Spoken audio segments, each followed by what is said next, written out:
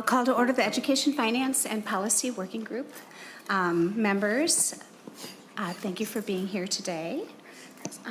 Representative Bakeberg is on remote, and Representative Gustafson will be joining us soon as well remotely. Before you is the K-12 Education, Finance, and Policy Working Group Agreement. While this bill is not the bill each of our caucuses probably would have written on our own, it reflects a compromise that the dynamic of a tied House and a closed Senate required for us to fund our schools. I would like to thank Chair Krisha for his collaboration and willingness to listen to concerns as we put together our House File 2433, and then also to help find votes to get it off the floor. And I would like to thank Chair Kunish for negotiating in good faith for our collaboration and your willingness to find compromise that led us to the work product that you see before us today. The Senate had a larger target cut to start with, and the House ended up with a larger cut target than when we left the House floor.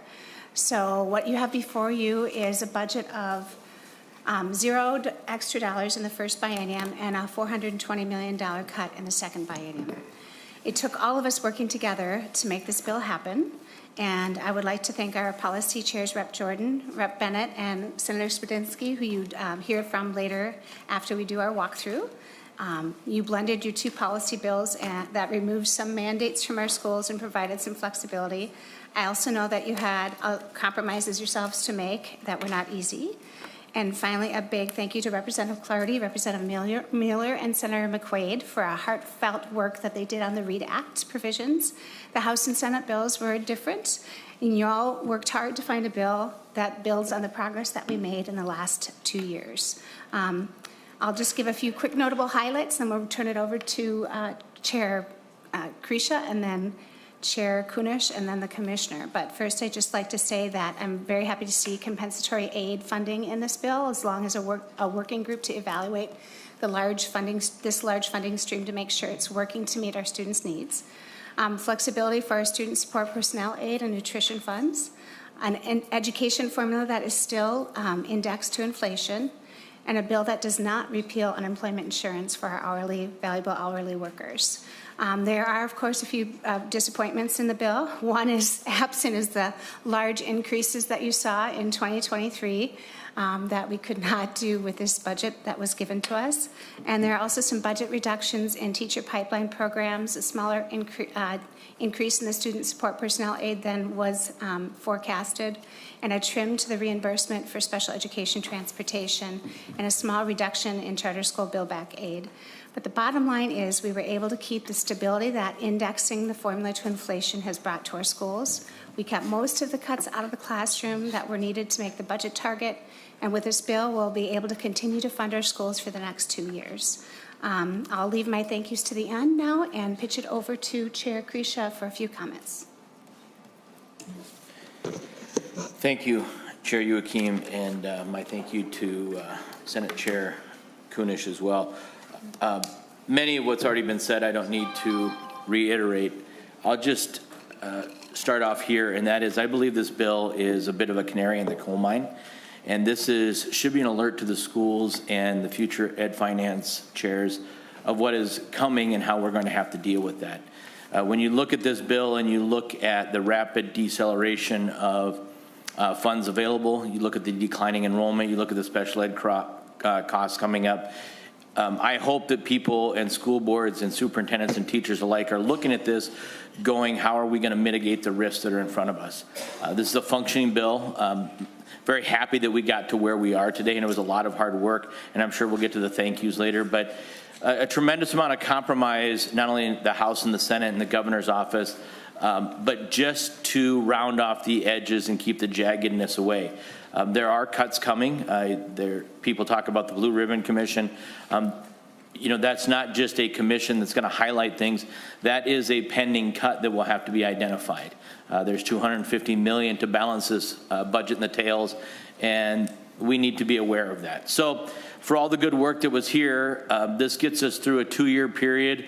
But again, I would call this the canary in the coal mine. Let's look ahead and let's try to ward off what could be coming. If we have a supplemental budget next year that's favorable and perhaps we can protect some of the downside, I think that would be a smart thing to do. But when you look at this budget and you really dig into it, you realize the lack of flexibility that schools have. You realize the compensatory formula that's frankly broken. And you realize that there's lots of pockets where we're going to have to be creative and try to really get things into the teacher budgets and the schools and the students. So very happy for the work that we have here to get to here. But again, I would just say keep your pencils sharp and keep looking forward, because this is the beginning of a lot of work that's in front of us. So I'm sure we'll get to thank yous later as well. Thank you, Chair Krusha and Chair Kunish. Thank you, Madam Chair, and to all that participated in this extraordinary activity of cutting the most amount of money in education that we've had to in a long, long time. The DFL really prioritized preserving the E-12 investments from the 23 DFL education budget, and as I said, we have had to do the largest cut that we have had to in a long time. But I'm glad that we were able to preserve funding for the upcoming budget cycle, and we acknowledge that need to curb spending in future budget years, as Senator Krusha sort of has warned us about. We have to keep in mind that our schools will still see the 2.7 basic education formula increase in 2026, and then another inflationary increase of 3% in 27. And then, of course, that formula will continue to be tied to inflation in the future. Our priority was to preserve funding for critical investments in English language learner aid, universal meals, student support aid, library aid, the READ Act, teacher preparation and recruitment programming, and school infrastructure. And we did. Maybe not at the level we would have wished, but we were able to preserve those in the best way that we can. I'm really pleased to share that there is language to preserve funding for compensatory revenue, which is provided to those schools with the greatest level of students in poverty. With no changes in law, schools could have seen a $50 million reduction, and this agreement will hold harmless funding levels for 1 year. And then, as mentioned, we will have a working group to determine the most appropriate formula for distributing compensatory aid into future budgets. The main reduction for E-12 was tied to the new Blue Ribbon Commission on Special Education that is charged with finding $250 million in savings from special education spending growth. And if the full saving is not found by that commission and passed into law by the next legislature, there will be corresponding reductions to SPED across subsidy aid. The Commission will be required to take public testimony and receive input from SPED stakeholders across the state, and we have a really wide variety of members on that to ensure that we have those really good, well-informed conversation. We had the difficult negotiation on whether state subsidies for private schools should be reduced or eliminated. We had those discussions, and the Senate did have to concede to full funding levels. It's important to remember that our responsibility is to public education first, but we also recognize the importance of making sure that students who have those needs have some of the resources available to them. So in spite of making difficult budget cuts, there were small areas that we were able to make really beneficial improvements. We provide $1 million to help school districts purchase AEDs to be made available in school buildings and school-sanctioned athletic events. And just to point out that this is AED and cardiac CPR Awareness Week. And it's important when there are, anywhere between 100 and 150 young athletes that experience cardiac issues during athletic events. And these emergency apparatuses will help save lives. And so we're proud to shepherd this with the advocacy of Senator Westland. We provided additional money for math course, which provides critical tutoring services to ensure every student is at grade level proficiency in math. And this was spearheaded and got across that finish line with a thanks to Senator Gustafson. We provide $4 million in additional money for the special education teacher apprenticeship program through the intermediate districts. And this program has proven to be successful. So I'm really glad we were able to put additional dollars in there. They just graduated 30 students in the last biennium, and it's showing those great successes in recruiting and retaining our SPED teachers. We also are ensuring that school aid continues to be provided to the 4 tribal schools in Minnesota that are unable to access school trust land proceeds. And it's important that we're doing this because the vast majority of school trust land is on or near our tribal reservations. And lastly, we increased funding for the Perpich Center of the Arts and the State Academy for the Deaf and Blind. And so with that, I think we will probably get some more into the nitty-gritty of this bill. And again, thank you for everybody that helped make this a success. Thank you, Chair Kunish. Next up, we have Commissioner Willie Jett. Please state your name for the record and proceed. Good afternoon, chairs and working group members. My name is Willie Jett, excuse me, and I have the privilege of serving as the Commissioner of Education for the great state of Minnesota. I appreciate the opportunity to provide brief remarks on the spreadsheet and agreement before us. The November forecast laid a critical task before us, and the February forecast strengthened our focus on that task. At the end of the regular legislative session, started a timer. How do we maintain our priorities to fund Minnesota's public education system on behalf of our students and educators, with the responsibility to balance our state's budget for coming years? The conversations and decisions made by this group have not been easy. Keeping funding stable and predictable is critical to all areas of state government, but it perhaps feels most difficult when we are talking about our students and our schools. It's important that we keep investing in efforts that work. We are seeing the proven benefits from last biennium's investments in our students. We need to make sure education remains a top priority for our state. I am pleased to see that so many of the priorities that we invested in last biennium have been preserved or protected. The task of balancing the budget did not make that easy. I first want to thank the committee for adopting the governor's compensatory revenue modification to provide stable funding for our districts and charters, providing advancement activities and supports for some of our most vulnerable students. This will allow our schools more time to invest in their students and give a task force the time needed to propose a viable path forward for this program. I also appreciate all the advancements made on behalf of our American Indian students, which builds on the incredible advancements made last biennium, providing clarity in the mascots prohibition and opening programs and grants more clearly for tribal contract schools, and investing more in them continues to add supports for some of our most underserved students. The hard work that members have done to lead the charge on the READ Act 2025 cannot be underestimated or understated. The amendments to the policy and budget language you see here required many hours of detailed discussion and implementation hypotheticals to ensure that we made changes to ease the work of the adults in education without an interruption in the literacy education our students are receiving. Thank you to the group for your continued partnership and involvement in making Minnesota a leader in improving literacy for our kids. I'd also like to thank you for all the program integrity and oversight enhancements for charter schools. Minnesota is a leader in school choice, and a healthy and vibrant charter school sector requires these changes. I thank the working group for demonstrating your ongoing support of work that the department is doing to help our fraud prevention efforts be successful. Funding attorneys that provide our education experts with legal interpretation and guidance is how MDE moves forward with a proactive fraud prevention mindset. While I was disappointed that the department's extensive policy language amending our Office of Inspector General statute did not get included in the final agreement, I look forward to continuing work on these important proposals with legislators. I'd like to thank you for providing critical investments in the department's mission and capacity to support Minnesota students, educators, and schools.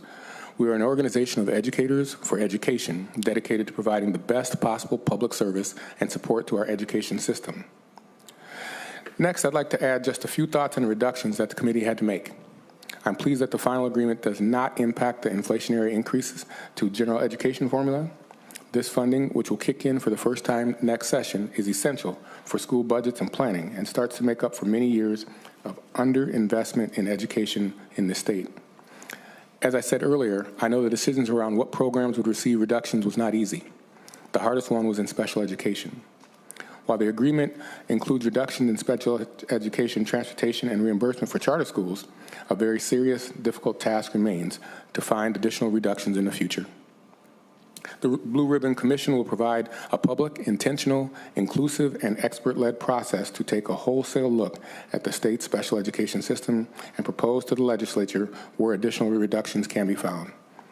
And this will be immensely difficult, but hopefully this structured and open process provides the best way to arrive at a solution. We know that the reductions in student support personnel, libraries, and educator workforce supports will be painful and will require the field to adapt to best support our students, families, educators, and schools. And hopefully the spread across a variety of programs will reduce the impact. I want to conclude by saying we appreciate the consideration of the department's priorities in this bill. We thank the working group and your talented staff for navigating these difficult waters and remain steadfast partners in the mission of a robust and successful public education system for our state. Thank you for allowing me the time to make my remarks. Thank you, Mr. Commissioner, and thank you for being at the table and helping us work through this. With that, members will have nonpartisan staff walk us through the spreadsheet. We have with us Jenna Hofer from Senate Fiscal and Sylvia Beckel from House Fiscal. Please state your name for the record and proceed. Thank you, Madam Chair and members. Solveig Beckel, House Fiscal. There are a few spreadsheets in your packet or available at the back of the room or online. The spreadsheet that Ms. Hofer and I will be going through today says in the top left-hand corner, 2025 Legislature, E through 12 Education Finance, General Fund Aid Appropriation Summary. A short description of how to read this spreadsheet. The first column is just the line number. The second column is the program information. The next three columns, A through C, are the February 2025 forecast numbers for fiscal years 24 through 29. This will serve as the base budget that these changes are made over in the working group agreement. Columns D through F are changes to fiscal years 24 and 25, and column G is the change from the forecast base. And then similarly, H through K represent fiscal years 26 through 27, and then L through O represent fiscal years 28 through 29. I will just be going through and reading the change items. The items that are that I do not touch on today have not been changed, and so remain as their February forecast base number. The first change is on line 8 of the spreadsheet. Additional general education revenue for charter schools. This increases the charter school general education funding by $132 per adjusted pupil unit. And this has a cost to the state of $19,994,000 in fiscal years 26-27 and $22,194,000 in fiscal years 28 and 29. If you look at line 159 of the spreadsheet, these numbers complement one another exactly. Effectively, the bill or the working agreement proposes removing the long-term facilities maintenance aid to the charter schools and instead replacing that with this charter general education aid. Line 9 is the compensatory revenue modification. This serves as a hold harmless for fiscal year 26 in order to provide just a bit more compensatory revenue to school districts around the state before the formula switches to the new formula established in 2023 laws. This has a cost of $55,637 million in the first biennium only. Line 15 is the compensatory revenue task force. This is to discuss the issues with the compensatory formula and a variety of other items. This is in Article 1, Section 27. This has a cost of $110,000 in fiscal year 26 only. Line 18 is consolidation transition aid. This is an increase to consolidation transition aid per pupil funding. You can find it in Article 1, Section 5. This has a cost to the state of $487,000 in the first biennium and $504,000 in the second biennium. Moving down to Article 2, lines 30 and 31 show the Achievement and Integration Aid Administrative Allocation Modification. Prior to this document, the administrative set-aside from the Achievement and Integration Aid was 0.3% for the Minnesota Department of Education. This changes that to 1.3% of the set-aside. This has zero impact to the state general fund. Line 33 is the Minnesota Association of Alternative Programs STARS program, and this has a cost of $110,000 in the first biennium, only $55,000 per year. Line 40 works with line 44. This is the Minnesota Compass and Multi-Tiered Systems of Support program, and that is receiving a reduction in funding in both biennia of $1 million. And if you'll turn to page 2,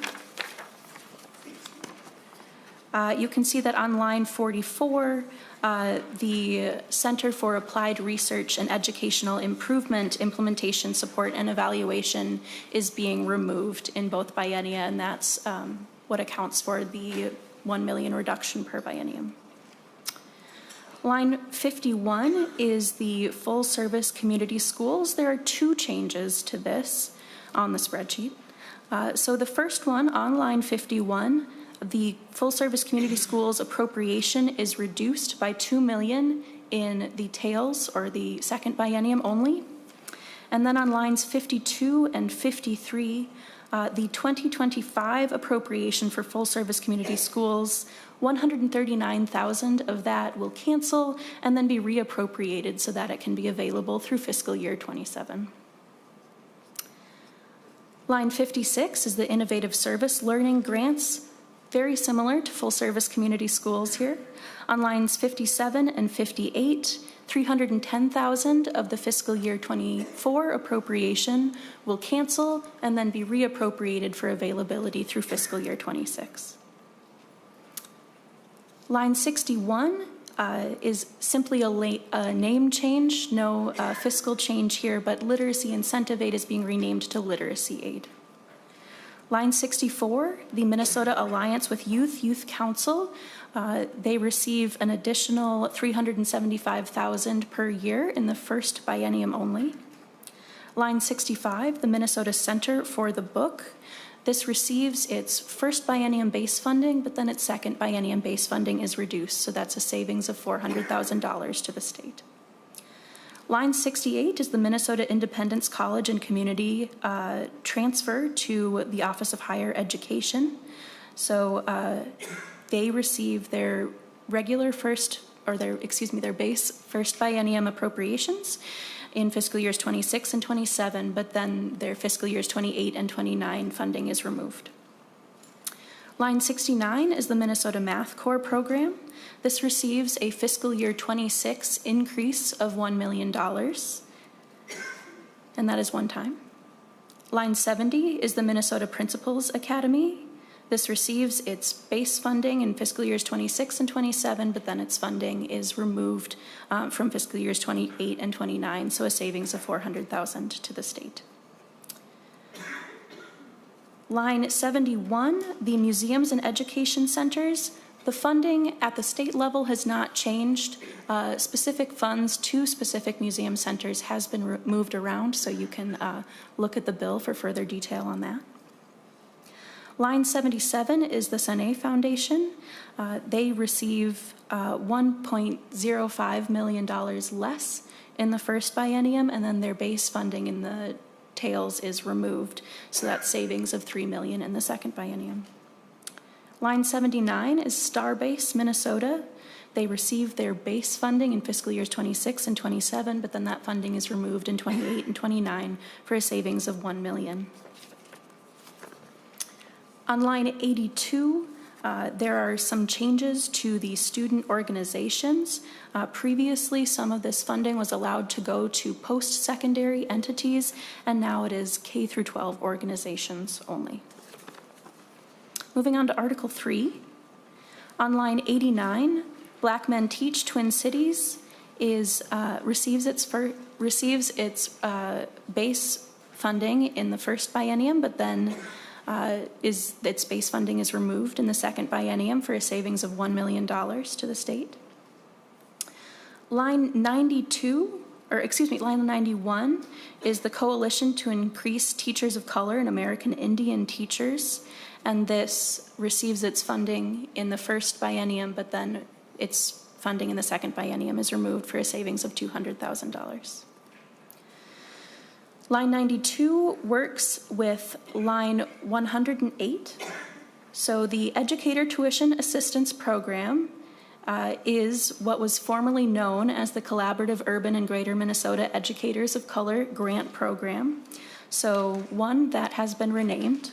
Two, it has been moved from the Professional Educator Licensing and Standards Board, you can see on line 108, and moved to the Minnesota Department of Education. Then, as you can see on line 108, $10.88 million has been moved in each biennium, but only $8.88 million has been reappropriated. So it has effectively reductions of $2 million to this program in each biennium. Line 93 is the Come Teach in Minnesota hiring bonuses transferred to the Special Revenue Fund. This program is removed, so savings of $800,000 in both biennia. Line 96 is the Grow Your Own program, also which is transferred to the Special Revenue Fund. In the first biennium, this program receives an increase of $22,959,000. But then in the second biennium, it receives a decrease of $40,934,000. Line 97 works with line 111. These are the Mentoring and Retention Incentive Grants. As you can see on line 111, $9 million is saved by removing it from the Professional Educator Licensing and Standards Board, but then only $7 million per biennium is reappropriated, so this is also an effective reduction of $2 million in both biennia. Line 100 shows the Special Education Teacher Pathway, which was renamed from the Special Education Teacher Pipeline, otherwise no changes. And similarly on line 103, the Student Support Personnel Workforce Pathway was renamed from the Student Support Personnel Workforce Pipeline. We've already discussed line 108. Line 110 is the Licensure via Portfolio online platform. This receives an increase of $492 million in the first biennium and $342,000 in the second biennium. We've already discussed line 111. And then on line 116, the Teacher Recruitment and Marketing Campaign receives its first biennium funding, but then has its second biennium funding reduced for savings of $1 million in the second biennium only. And I will hand it over to my counterpart, Ms. Hofer. Thank you, Madam Chair and members. My name is Jenna Hofer. I am the Senate's nonpartisan fiscal analyst. Beginning on line 119 are appropriations in the READ Act.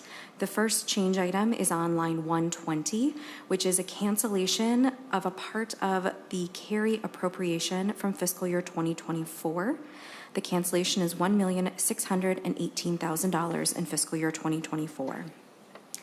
On line 121 is a cancellation of the entirety of the CARE paraprofessional and volunteer training appropriation from fiscal year 2025 in the amount of $375,000. On line 125 is a one-time increase to MDE and the Regional Literacy Network's professional development funding. It's an increase of $250,000 in fiscal year 2026 only. On line 126 is funding for the READ Act Dual Language Immersion Advisory Council Administration and Activities. This is one-time funding in the amount of $110,000 in fiscal year 2026 only. On line 127 is new funding to the Department of Education for READ Act implementation for activities that were previously part of the CARRY contract. This is new funding of $875,000 in the 26-27 biennium and $350,000 in the 28-29 biennium.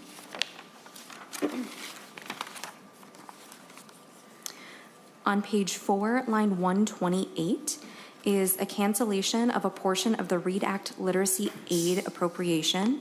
It's $250,000 from the fiscal year 2025 appropriation, which was specifically for MDE's administrative costs for literacy aid.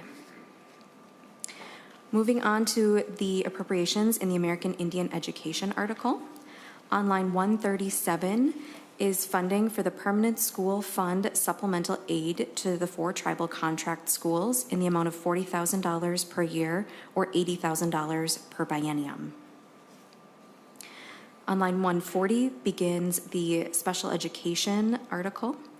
On line 142 is the Blue Ribbon Commission on Special Education.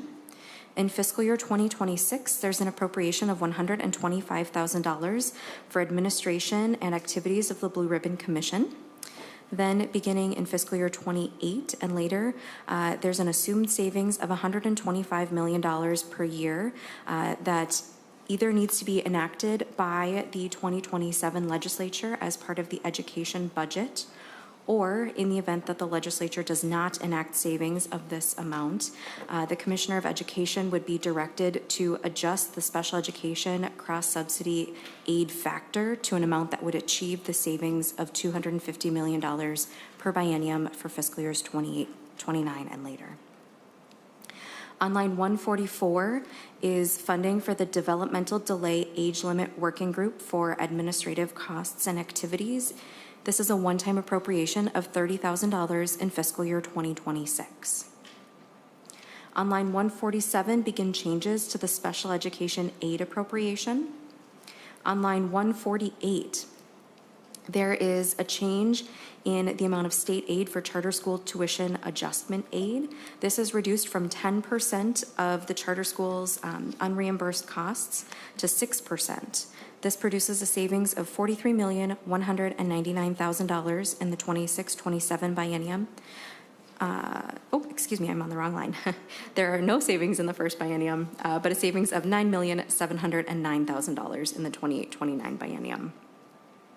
On line 149 is a change to the transportation reimbursement rate. Transportation continues to be reimbursed at 100% for students who are homeless, highly mobile, on a 504 plan. But then for other special education transportation costs, the reimbursement is reduced from 100% to 95% in fiscal year 2026 and 90% in fiscal year 2027 and later.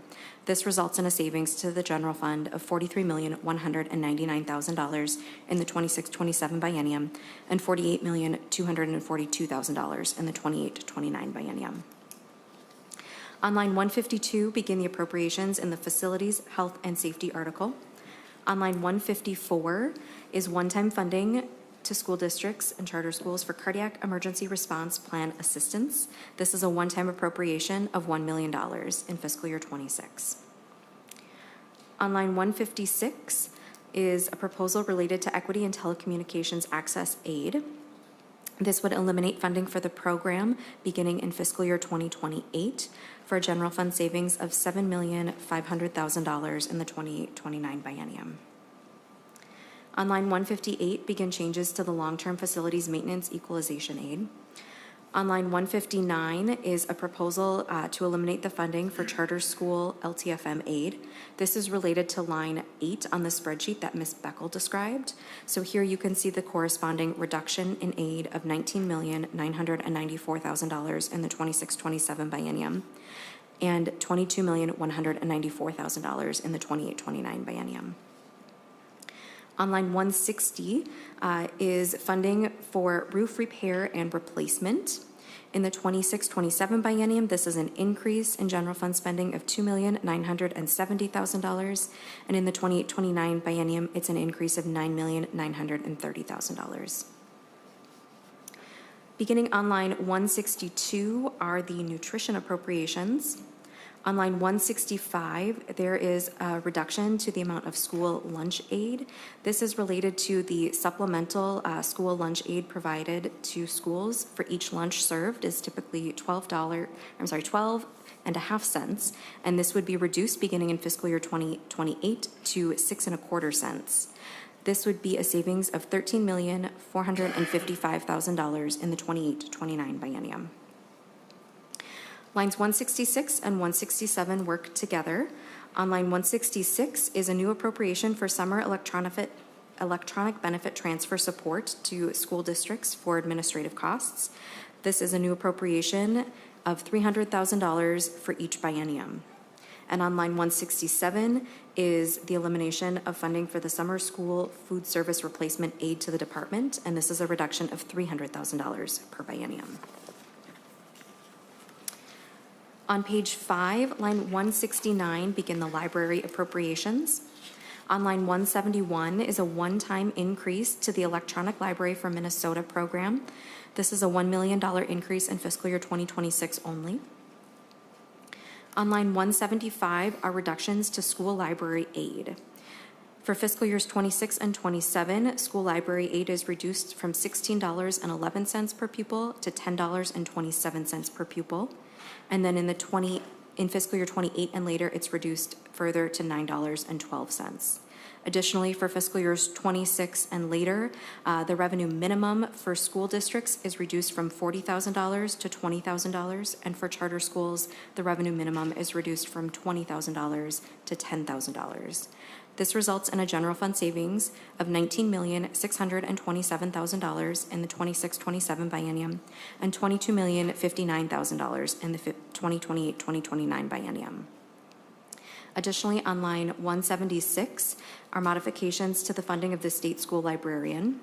For fiscal years 26 and 27, the state school librarian will be funded at $130,000 per year out of the school library aid appropriation, which is no change from current law. However, beginning in fiscal year 2028 and later, the school librarian will be funded with direct funding to the Department of Education, and you can see this on line 256 of the spreadsheet. That takes us to the end of page 5, so we will go to the top of page 6 on the spreadsheet.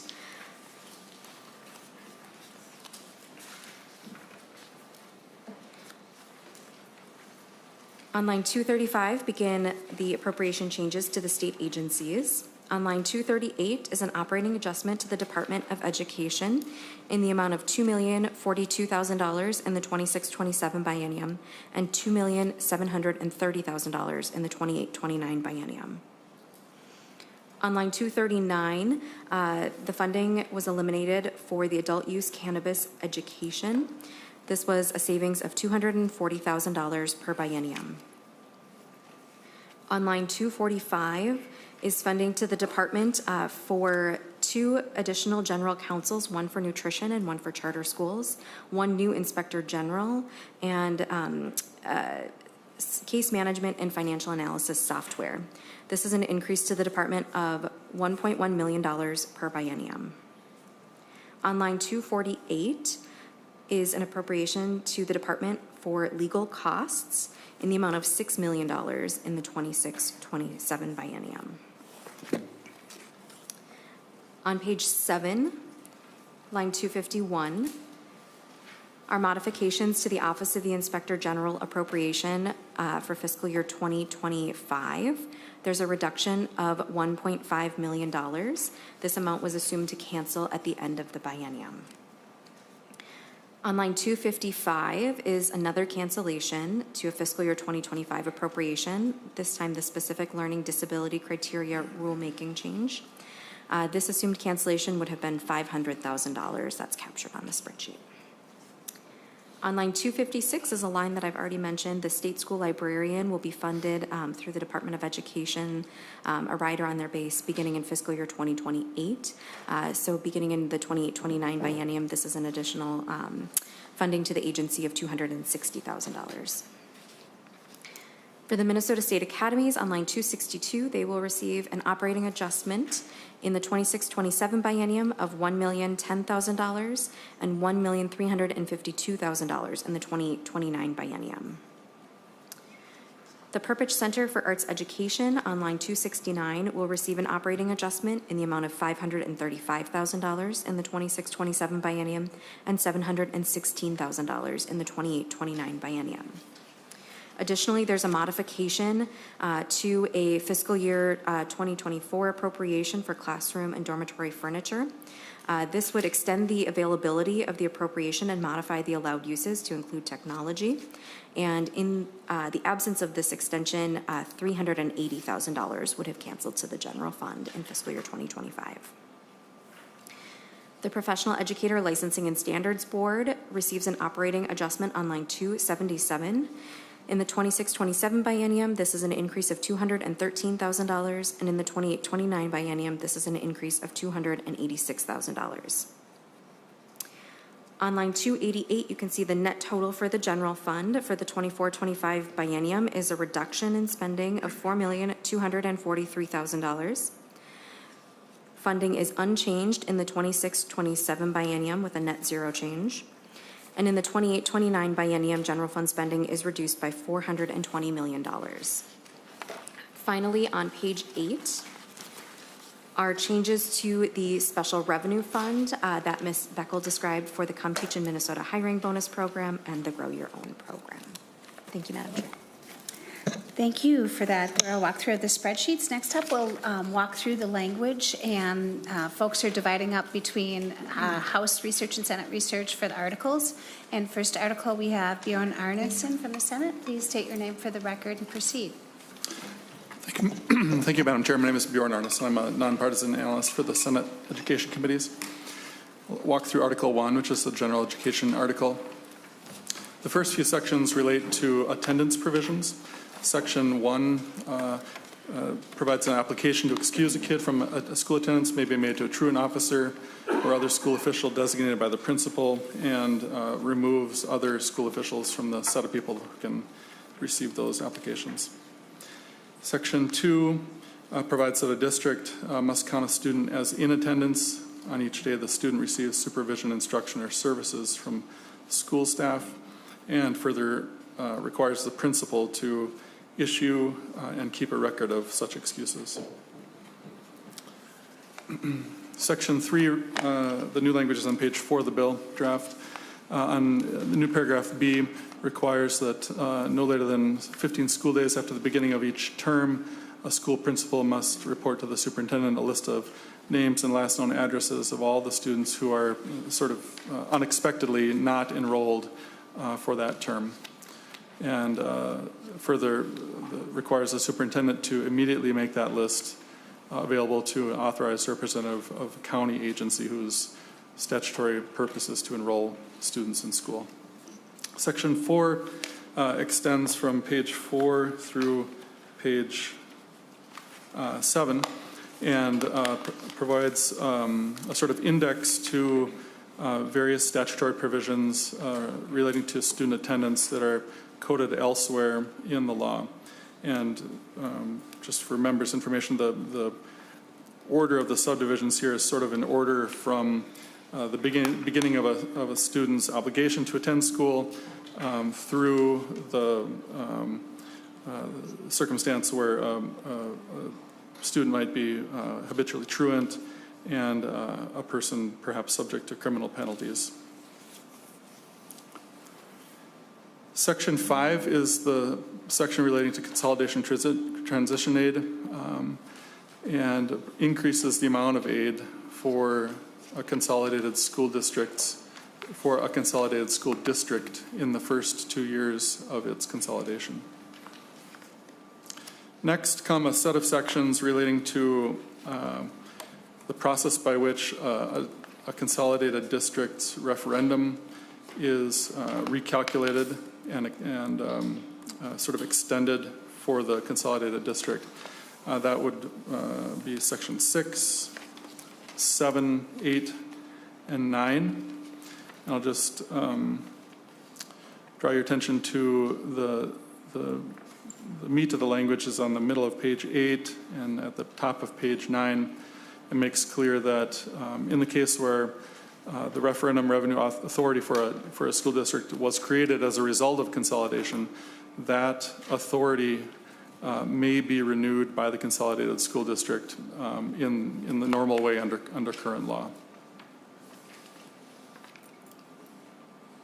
On the bottom of page 9 begins a set of sections relating to post-secondary enrollment options. And the general effect of these sections is to make clear that students enrolled in a school district, charter school, or a tribal contract school are eligible to participate in PSEO. The new language at the top of page 10 of the bill draft requires a post-secondary institution to notify a pupil's school as soon as practicable if the student withdraws from a course or stops attending a course that the student is taking for post-secondary credit. Section 13 on page 11 strikes obsolete language. Section 14 continues with this set of sections, making clear that students enrolled in districts, charters, or tribal contract schools are eligible to participate in these dual credit programs. On page 13, section 15 clarifies that the Online Instruction Act is applicable to charter schools and is not applicable to non-public schools. The amendment near the bottom of page 13 in item K provides that state-operated schools are eligible as supplemental providers under the Online Instruction Act. Section 16 on page 14 is the provision that the fiscal team mentioned earlier that increases a charter school's general education revenue.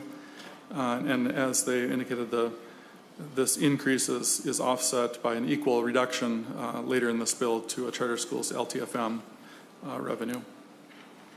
Section 17 begins a series of sections relating to compensatory education revenue. Near the bottom of page 15 is the fiscal year 2026 alternative calculation for compensatory revenue pupil units. This is similar to the provision that was enacted for calculating compensatory pupil units in fiscal year 2025. Section 18 just delays the transition to the new compensatory revenue formula. Similar purpose for section 19. At page 16, line 31, the compensatory allowance indicated there is the allowance projected under the February 2025 forecast for fiscal year 2027. Section 20 provides some additional flexibility for allocating compensatory revenue among buildings in the district.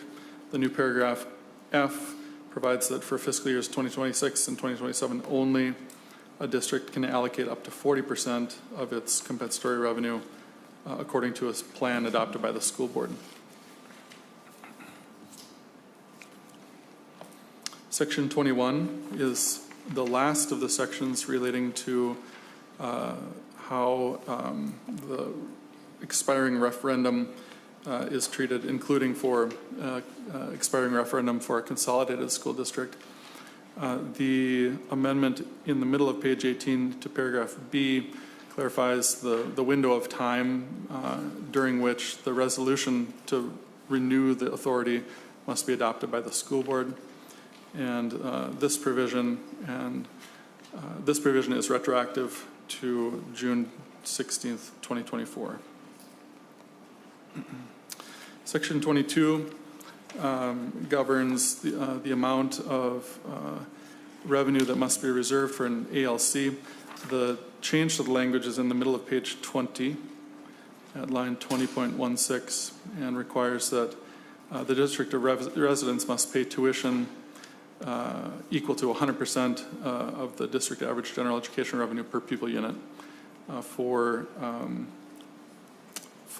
their resident students enrolled in an ALC.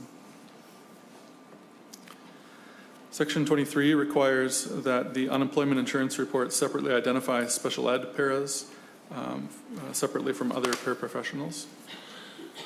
Section 24 clarifies the eligible uses of a grant for an aeronautics pilot program for Little Falls School District, and provides that program expenditures occurring before the Department of Education officially awarded the grant qualify as eligible program expenditures for the purpose of the grant. On page 21, section 25 delays the repeal of certain compensatory aid provisions to conform with the delay in the transition to the new formula.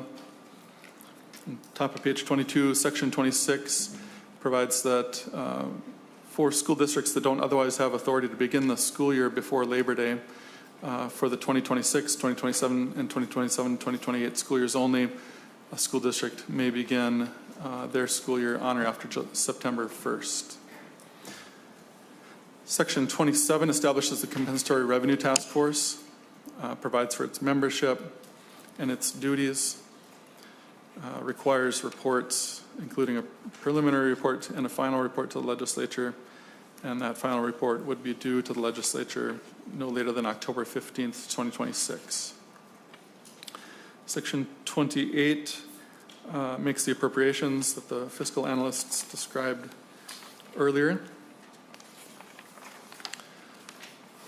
And then finally on page 28, section 29 instructs the reviser of statutes to substitute school district charter school or tribal contract school in the other places in the PSEO section to make clear that students enrolled in those settings are eligible participants in the PSEO program. And Madam Chair, that concludes Article 1. Thank you, Mr. Bjornson. I forgot to ask if anybody had any clarifying questions on the spreadsheets and/or on Article 1, and we'll take a pause between each articles just in case. I know all of us have been looking at this stuff for weeks now. So with that, we'll move on to Article 2 and Christina Pera. Thank you, Madam Chair and members. Christina Pera, nonpartisan House Research Analyst. I'll be walking through Article 2, Education Excellence, which starts on page 28. Section 1 allows the Commissioner to give priority for advanced placement and international baccalaureate grants to applicants that have adopted a policy to automatically enroll eligible students in pre-advanced placement, advanced placement, or international baccalaureate programs. Section 2 encourages districts and charter schools to provide students instruction on healthy aging and dementia that applies to students in grades 6 through 12. And it's instruction that's aligned with applicable health standards and integrated into existing curriculum. Section 3 requires the Commissioner identified model programs on cannabis use and substance use to also include overdose recognition, prevention, and response. Section 4 encourages districts to include instruction on reducing physical abuse in a violence prevention curriculum.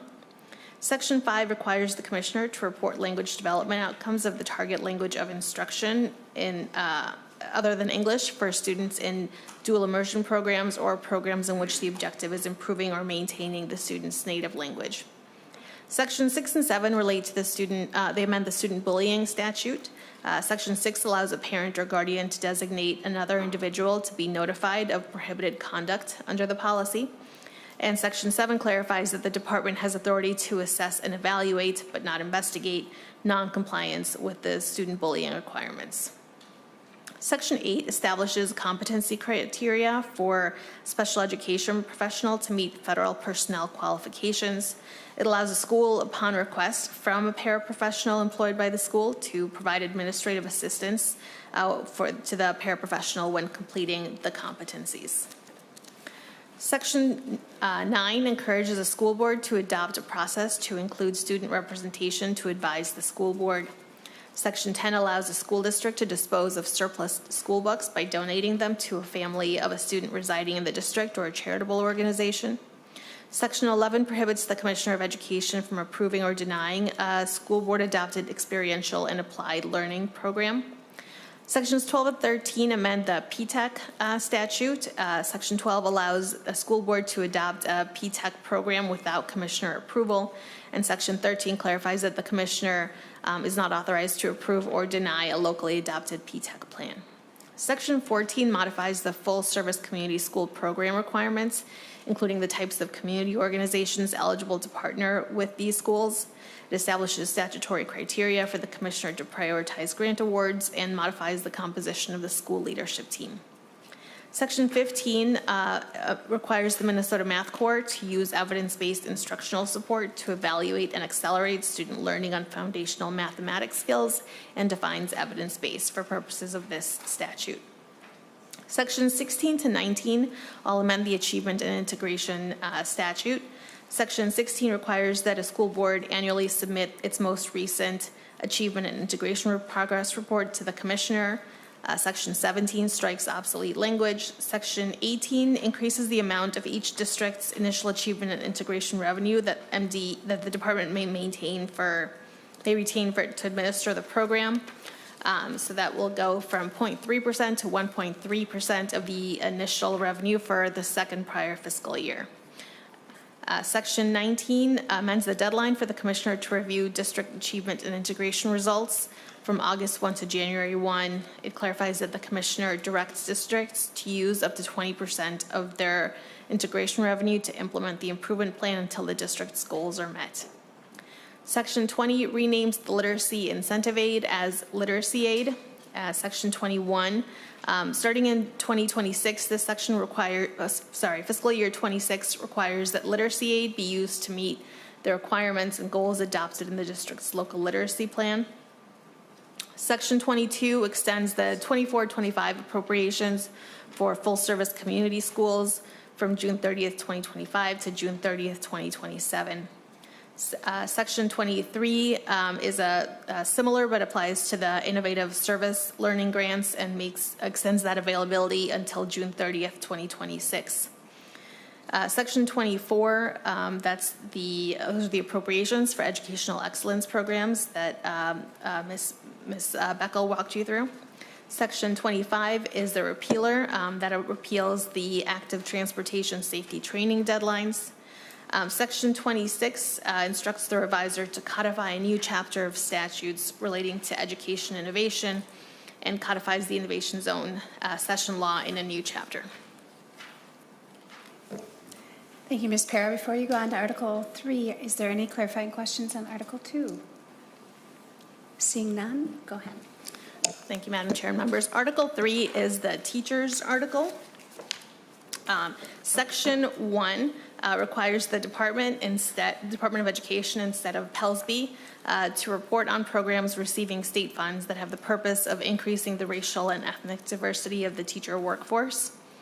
Section 2 removes a requirement that PELSB annually report certain performance of teacher candidates to the legislature and strikes other obsolete language.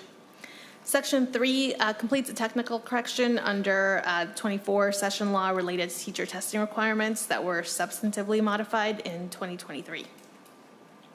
Section 4 amends the short call substitute teacher program. That program was to expire this year. This section makes it a permanent program and renames it as the short call emergency substitute teacher program. It modifies the requirements relating to substitute teacher rate of pay, how long the substitute teacher could cover a particular assignment. Section 5 expires the Come Teach in Minnesota hiring bonus program on June 30th, 2029, and cancels the remaining balance in the program account to the general fund on that date. Section 6 amends a program currently known as the Collaborative and Urban Greater Minnesota Educators of Color Grant Program. That will now be known as the Educator Tuition Assistance Program. The responsibility for administering those grants will transfer from PELSB to the department. This section also modifies the grant award criteria, uses, process for establishing the amount of direct financial assistance 2 candidates and the grant award timeline. Sections 7 through 12 all amend the teacher mentorship grant program. Section 7 transfers responsibility for administer the program from PELSB to the department, expands individual grant eligibility to additional entities, including nonprofit organizations or professional organizations. Section 8 removes the requirement that the commissioner give priority to applications from programs specifically serving tier 2 or 3 teachers. Section 9 makes some conforming changes related to the transfer over to the department. Same for Section 10. Section 11 reduces the frequency of the report on these grants from an annual report to a biennial report. And Section 12 provides for the transfer of staff positions from PELSB to the department related to that grant program being transferred. Section 13 modifies the student support personnel aid. It sets the per pupil allowance at $30.05 for fiscal years 26 and 27, and $34.32 per pupil for each year thereafter. Under current law, the pupil allowance increased from $17.08 in fiscal year 25 to $48.73 for fiscal years 26 and later. It sets the cooperative student support allowance at $1.60 per fiscal years 26 and thereafter, and expands the uses of the aid to include up to $5,000 per year for employee training, job embedded coaching, and qualifying travel expenses among school buildings for support staff. It also authorizes a district with declining enrollment to expend funds on retaining student support personnel to maintain an existing position that would otherwise be eliminated due to budgetary concerns. Section 14 provides for the transfer of contracts, obligations, unexpended funds, and staff from PELSB to the department relating to the transfer of the ETAP, the Educator Tuition Assistance Program, and teacher mentorship grants. It also provides a framework for future transfers of facilities, services, or operations relating to those program transfers. Sections 15 and 16 are the appropriation sections for the department and for PELSB respectively that fiscal staff walked you through. And section 17 directs the revisor to change the name Pipeline to Pathway.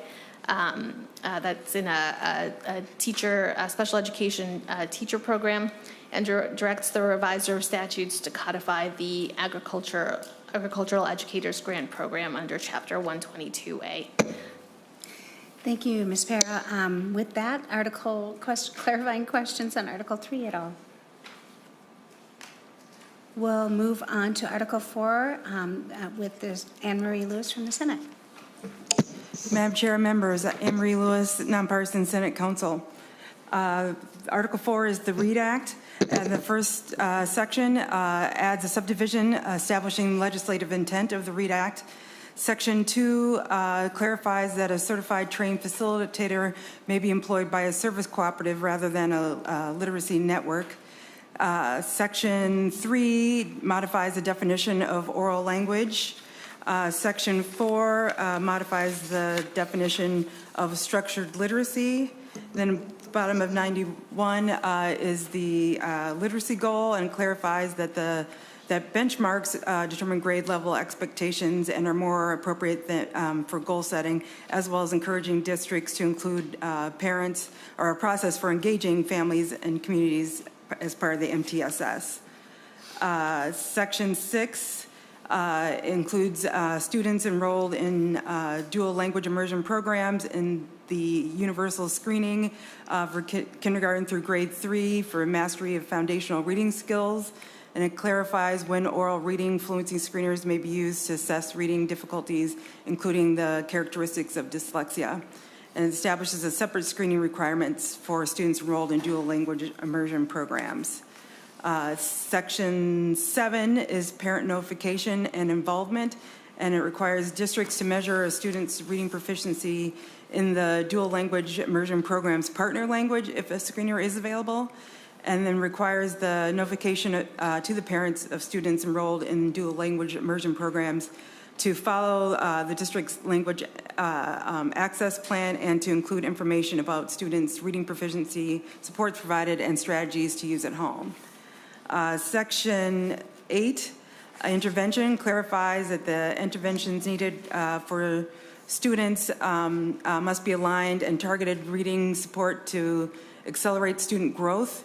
Extends the deadline for implementing the evidence-based literacy interventions from the 2025-26 school year to the 26-27 school year, and then requires professionals who are providing the foundational literacy intervention to be monitored by a teacher who has completed the required professional development trainings.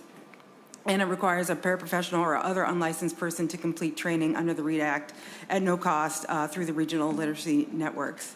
Then Section 9 just strikes a reference to oral in the reference to academic language development, and that's on 97.4 because it's really hard to find. Section 10 is the local literacy plan, and it clarifies that curriculum must be evidence-based, as well as amending the report to the legislature that summarizes local literacy plans, including information about dual language immersion programs that are offered, as well as numbers of teachers or other staff that are required to complete trainings that have received the training and that meets the requirements.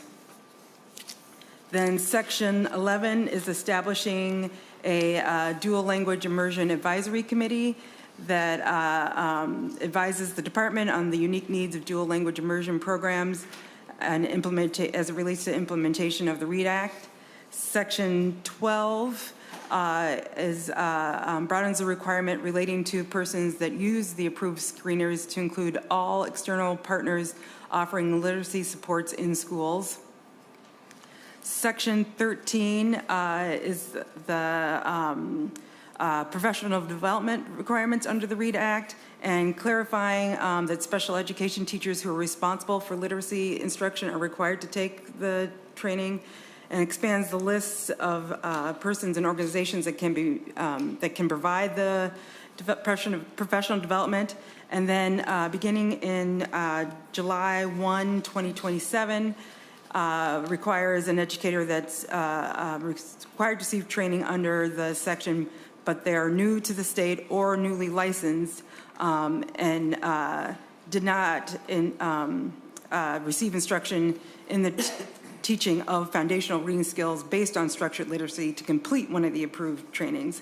And if they've had training, then the department must review the training that they received to make sure it meets the requirements of Minnesota and grant that educator a waiver. And then paragraph F expands the hours of instruction reduction for elementary students in the 2025-2026 school year, and adds secondary students to that reduction for the 2025-2026 school year. Section 14 is teacher licensure requirements related to the READ Act, and establishes requirements for Tier 1 and Tier 2 teachers that hold particular field licenses. This is starting July 1, 2027. And a teacher that does not complete the training requirements for reasons of insubordination or willful refusal to comply is subject to discipline from their employing district or charter school. Section 15 is a section related to the Department of Education and allows the department to identify additional literacy intervention models after the partnership with CARI has ended. Section 16 requires the department to post on its website the rubric used to evaluate curriculum. Section 17 is the review process. It requires that process to use the rubric used to approve curriculum with the addition of culturally responsive criteria. And it requires alternative curriculum and intervention programs for those who cannot access sound-based approaches to be reviewed on the same cycle as traditional programs. Section 18 strikes a reference to CARI and as well as to Tier 2 as a descriptor of interventions. Section 19 requires the rubrics for ongoing reviews of curriculum and intervention materials to be posted on the department website. Section 20 requires the rubrics for future reviews of curriculum and intervention materials to be posted on the department website. Then section 21 is the beginning of codifying the teacher licensure requirements that were in an earlier section into the actually teacher licensure section. So the first section is for a tier 1 license and conforming to those changes. Section 22 is for a tier 2 license, and section 23 is the coursework requirement for a tier 3 license holder. And then section 24 is requiring for the Minnesota Reading Corps program to use a department approved screener. Section 25 cancels the portion appropriation of the laws, or portion of the 2023 appropriation for carry back to the general fund on June 29, 2025. Section 26 cancels the fiscal year 24 appropriation for READ Act administration to the general fund on June 29, 2025. Section 27 is a requirement for districts to distribute the READ Act funding in the form of stipends to each teacher that's eligible for compensation if the district and the teachers have not entered a memorandum of understanding by August 1, 2025. 28 clarifies that the regional literacy networks may use the fiscal year 2025 appropriation to develop and administer literacy training. 29 is an appropriation cancellation for a portion of the law's 2024 appropriation to carry to develop training for paraprofessional and volunteer training. It cancels it back to the general fund on June 30, 2025. And then section 30 is the appropriations that the fiscal team went through. Thank you, Ms. Lewis. With that, members, I think we'll take a quick break to see. We had 3 members up here and quite a few in other places that helped with the READ Act, and I wanted to see if Senator McQuaid and then Representative Mueller and Representative Clardy, if they have any comments. But Senator McQuaid. Oh, thank you, Madam Chair. I just want to thank the READ Act Coalition and partners for being so thoroughly engaged in the development of the Senate language that came out of the Senate, and for their ongoing partnership. I mean, this is just a huge lift that we're doing in the state of Minnesota, and people have come along and brought their ideas and undertaken it. And I really want to thank the educators who are giving their time and their brains to making sure that this actually happens. We will continue to have a lot of work to do. This is a shift in Minnesota that is going to take time to get to. And so as we continue doing that, I'm just really committed to making sure that our coalition continues to do that work, that we continue to have a collaborative process so that we have the best policy and therefore the best outcomes for our students in Minnesota, especially when it comes to literacy. The READ Act as it is in this bill is not everything that I would want it to be, but it is a lot of things that I would want it to be, and I'm particularly really grateful for the work around dual immersion programs and the start of having more guidance for them and more input for them. And we will continue to work on this. There are states across the country that have been working on something similar to this, and they are even looking at Minnesota to say, how can we do it more like you? So I am deeply grateful for all of the work that went into it and look forward to continuing it. Thank you, Senator. Representative Mueller. Thank you, Madam Chair. And as many people have heard me talk about the science of reading, you probably are sick of it, but I'm very excited to see the science of reading as a policy statement in here. I know that was something that the Senate was really struggling to want to do, but I appreciate the fact that we were able to get that done. As Senator McQuaid said, there's still a lot of work to be done to tighten up the language, and as we're looking at how we are providing funding for professional development and for curriculum. It's also important to be able to provide more guidance to MDE to make sure that we are not having any shift on focusing on science of reading. It's also really important that we continue to talk about how we're going to review curriculum, and so we can give the most guidance to our schools as much as possible. So I appreciate my partner, Representative Clardy, who came to me with Representative Perez Vega for the dual language immersion, and so we were proud to be with Representative Perez Vega to be leaders in bringing that dual language, and I know Representative Clardy would like to share more about that. So thank you, Madam Chair. Thank you, Representative Mueller. Representative Clardy. Thank you. It's been really a great opportunity to work with these two on this article.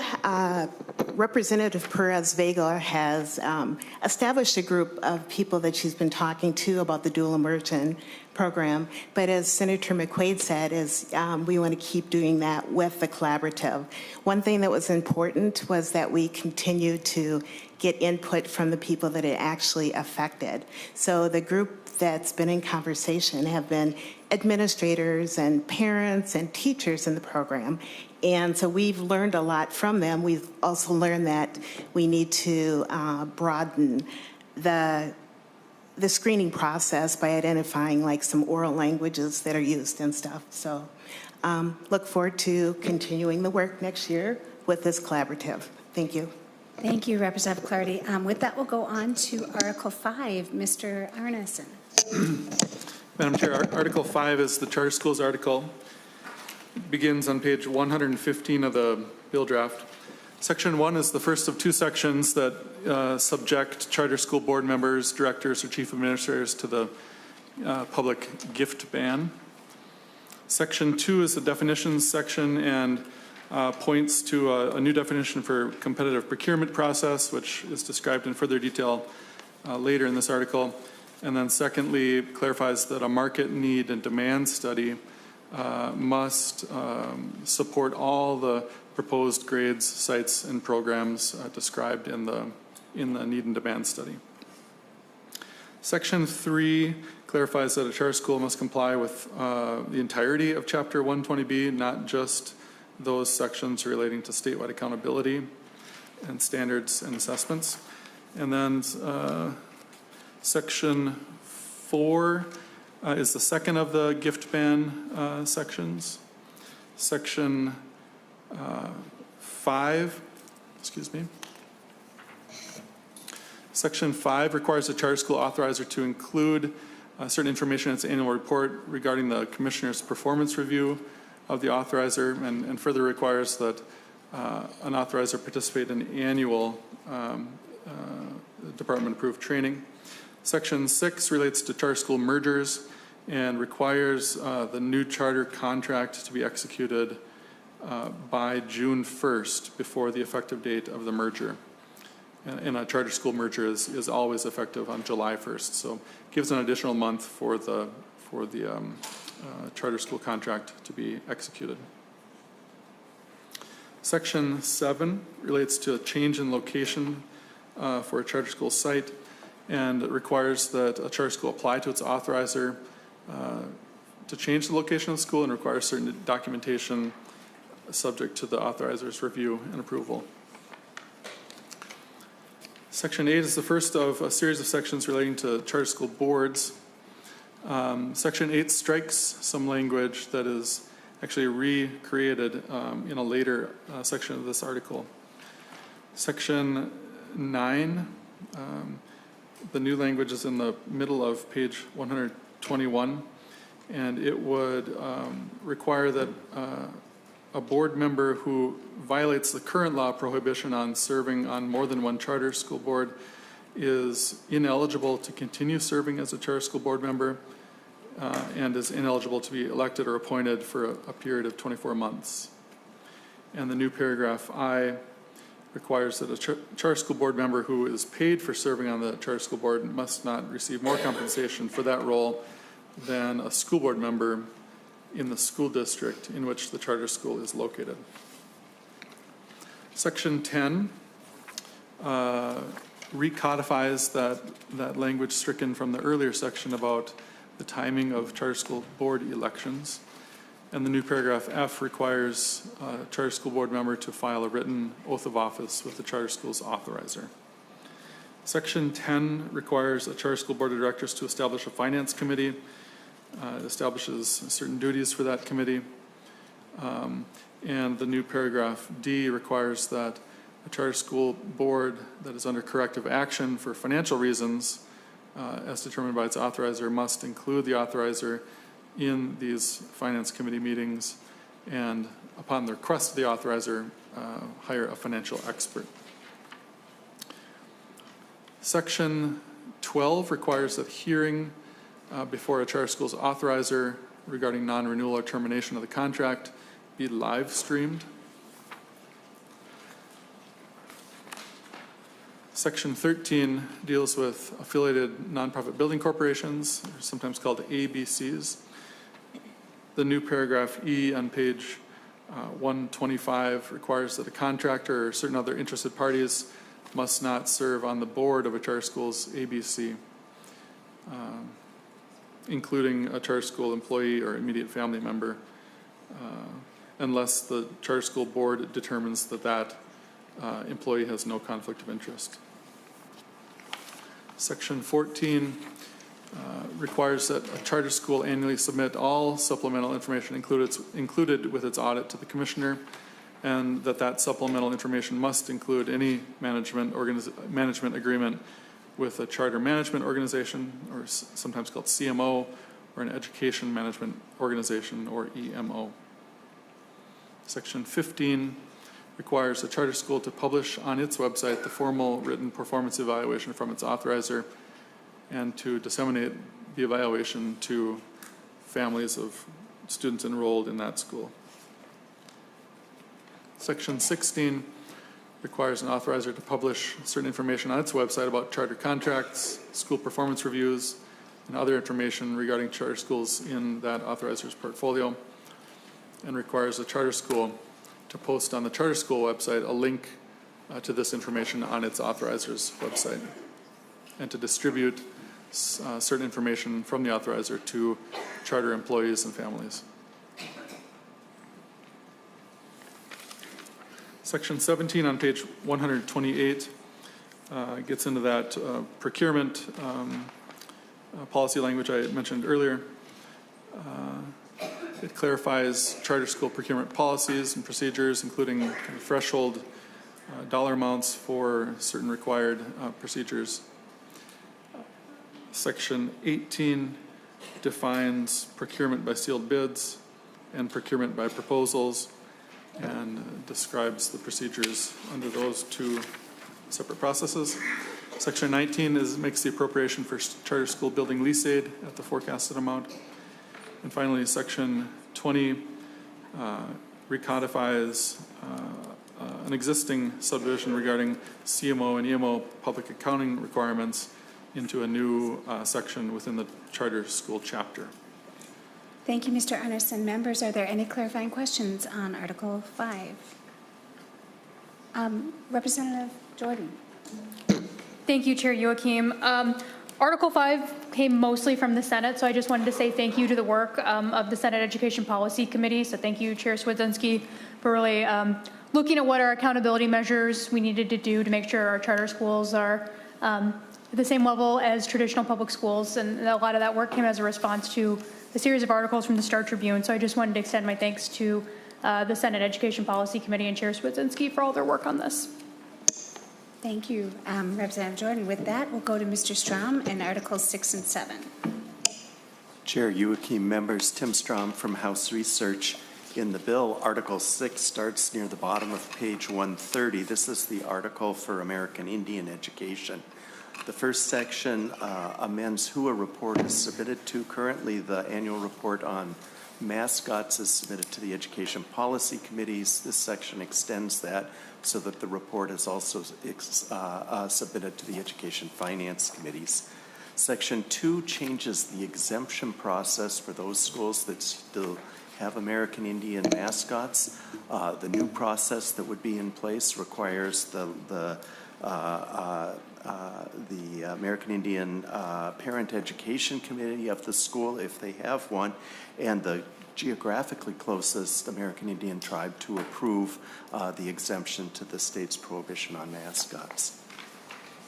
Section 3 has to do with the Minnesota Indian Teacher Training Program. These are grants to help American Indian students with their college expenses.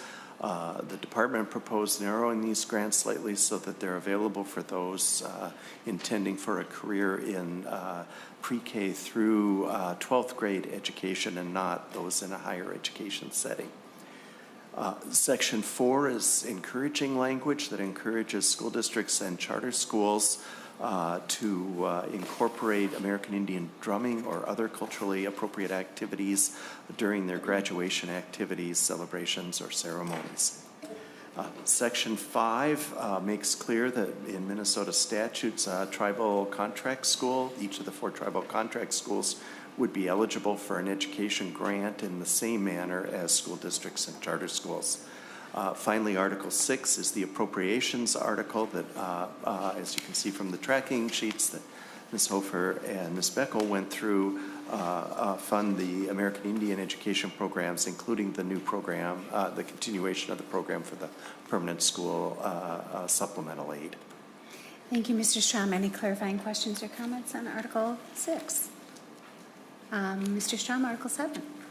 Chair Youakim, members, Tim Strom, House Research. Article 7 is the special education article. The first section of this article has to do with the language access plans, requires that that plan must also specify the district's process and procedures to render effective language assistance to students and parents who require additional assistance.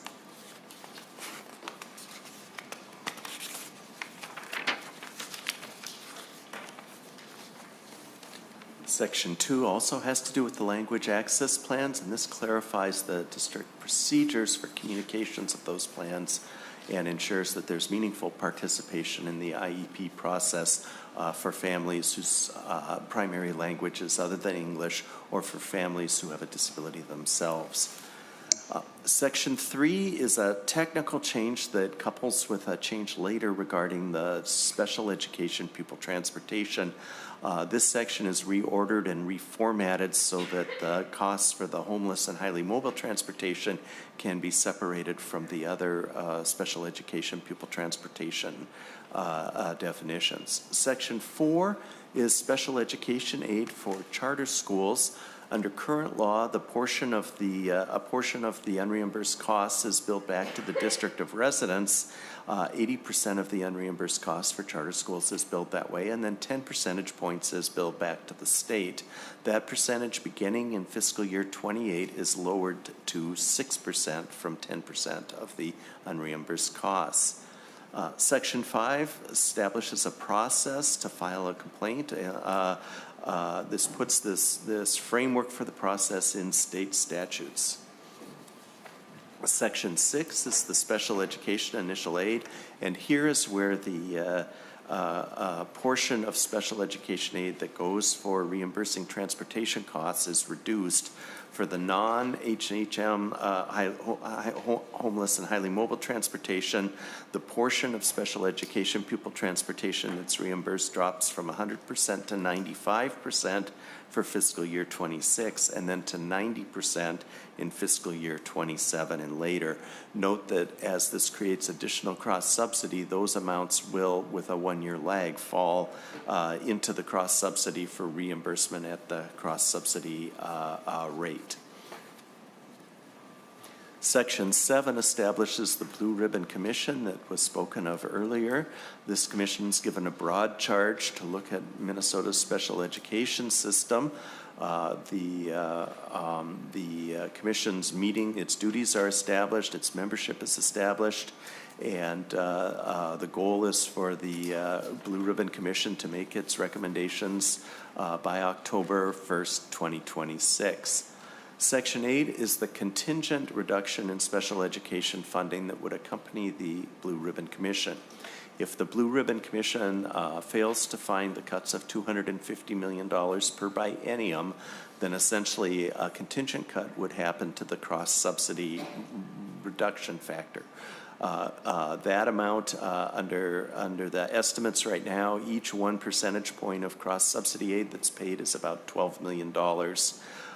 So the cross-subsidy would be ratcheted back until such level as the full $250 million of savings per biennium were accomplished. Those savings are not just for the 28-29 biennium, but are intended to be going on forward into future biennium as well.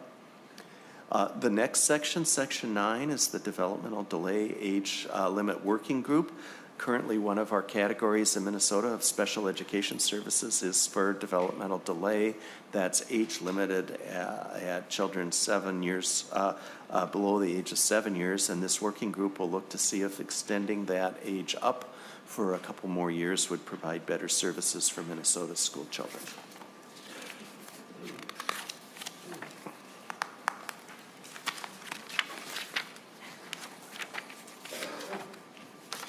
And Madam Chair, members, Section 10 is the appropriations section. You can see the fiscal worksheets that were handed out earlier for the changes in the special education appropriations for the coming biennium and for the budget planning period.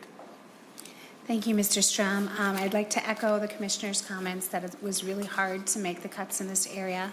And I think the committee members feel the same way, especially about wishing Godspeed to the Blue Ribbon Commission so that we don't have to take any money away in our cross-subsidy in the tails. So with that, members, any other comments or thoughts?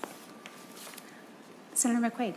Thank you, Madam Chair. I want to, for those who have not had the pleasure of serving on a committee with me in the Senate this year, my House colleagues, I've had an amendment that I've introduced a number of times, and I would be remiss, we're not in a real hearing, so I won't, I don't have anything to introduce, but I'd be remiss to not bring it up. In the state of Minnesota, we make a lot of different financial decisions. And one of the decisions that we could be making this year, that we probably have made this year, is that we have chosen to continue tax breaks for the wealthiest corporations in the world, not in Minnesota, in the world. Your Twitters, your Facebook, Meta, Google, Amazon, to about the same cost that this Blue Ribbon Commission is going to be looking to cut from special education. It's $230 million currently a biennium, and it's expected to grow in the next number of years.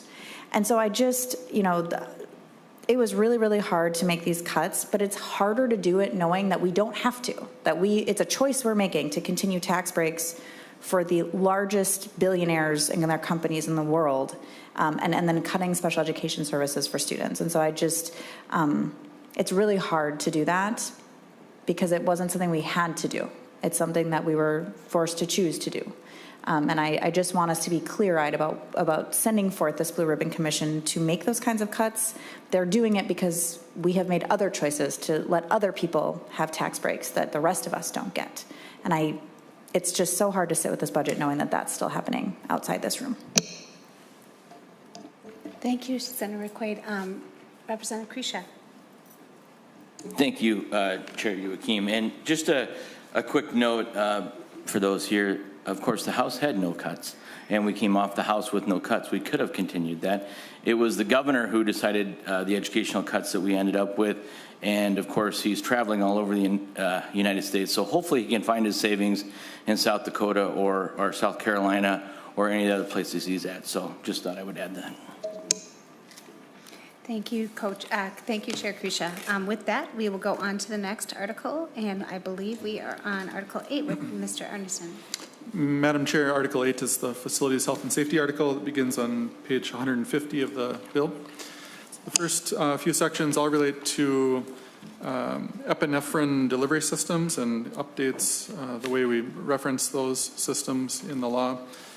The new language in Section 3, Subdivision 3 requires the Commissioner of Health also to provide a district or school with a standing order for distribution of these systems. Section 4 requires a school district or charter school to allow a student in high school to possess and administer an opiate antagonist to another high school student. Section 5 establishes the requirement for a school district or charter school to develop a cardiac emergency response plan.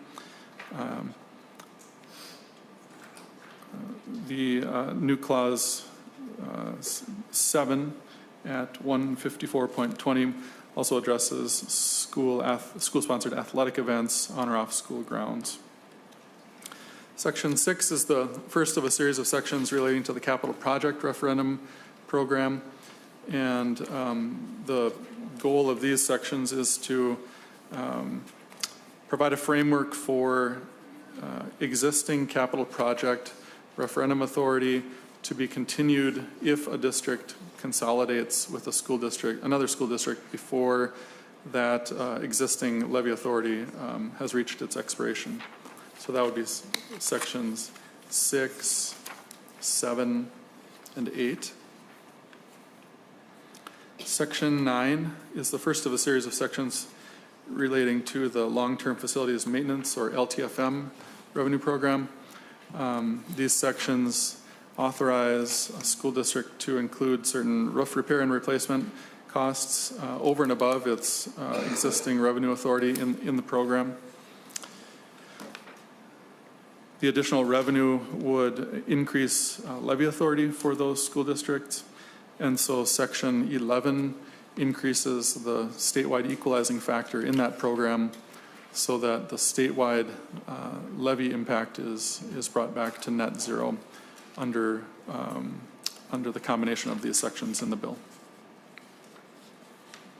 Section 13, Section 15, and Section 16 all relate to review and comment requirements in the building lease levy program. These were originally recommendations from the agency, from the governor's bill. Section 13 removes the exemption from review and comment for projects funded with lease levy proceeds. I'm going to skip Section 14 for a moment. Section 15 clarifies the requirements for review and comment for projects funded with lease levy, and Section 16 provides some definitions for the purpose of the building lease levy program. Back to Section 14, then, there's some language stricken here to conform with the repeal of the Equity and Telecom Access Aid Program under 125B.26 later in this article. And then skipping ahead again to Section 17 on page 164. Section 17 authorizes 2 more school districts to enter into a cooperation agreement if they operate and maintain an ice arena jointly. And they can agree to apportion the qualifying levy costs and levy amount among each cooperating district under the agreement, and would be required to report the details of this apportionment to the commissioner. Section 18 appropriates money for programs in this article. Section 19 is the repealer. There are 2 repealers here. Paragraph A repeals the LTFM revenue authority for charter schools. You'll remember that the reduction in the revenue in this program due to the repeal is offset by increases in a charter school's general education aid in Article 1 of this bill. And secondly, paragraph B repeals the Equity and Telecom Access Aid Program beginning for fiscal year 2028 and later. And that concludes this article. Thank you, Mr. Arneson. Members, are there any clarifying questions in Article 8? Seeing none, Mr. Strom, Article 9. Chair Joachim, members, Tim Strom, House Research. Article 9 begins on page 166 of the bill. This is the Nutrition and Libraries article. The first section in this article has to do with the school lunch aid amounts. As members know, the state under the Universal Meals Program pays the federally established rate for free meals for all meals served in the state. On top of that, the state of Minnesota has paid an additional amount for school meals per meal served. That additional amount for the last several years has been 12.5 cents per meal for each of the roughly 100 million meals served each year. That would be reduced to 6.25 cents per meal served beginning in fiscal year 2028. Section 2 is relates to federal food programs and establishes statutory criteria for evaluating the applications from nonprofit organizations applying for sponsorship of the summer and adult care food programs, and requires the Commissioner of Education to establish salary guidelines and limits the amount of salary costs that can be charged to the Nonprofit Food Service Fund. Section 3 broadens the uses to the extent possible of the school food service fund. The balances in that fund have grown over the last couple of years, and this provision is designed to expand those areas where schools can spend money on lunchroom and kitchen modifications in space and equipment to the maximum extent allowed by federal law. Sections 4 and 5 allow second breakfast and second lunch for each student at the full price. If a student would prefer a second meal, they may buy one at the full price for non-program participants. Section 6 redirects the small amount of funds available for summer electronic benefit replacement aid to a new formula. Essentially, that new formula is simply a small amount of aid to each of the schools participating in the summer EBT program. And finally, Section 7 on the nutrition programs modifies a reference to the applicable federal guidelines. The next several sections have to do with school library aid. The school library aid that was created in the 23 session is modified. The aid amount is reduced to $10.27 per pupil for fiscal years 26 and 27, and is lowered to $9.12 per pupil for fiscal year 28 and later.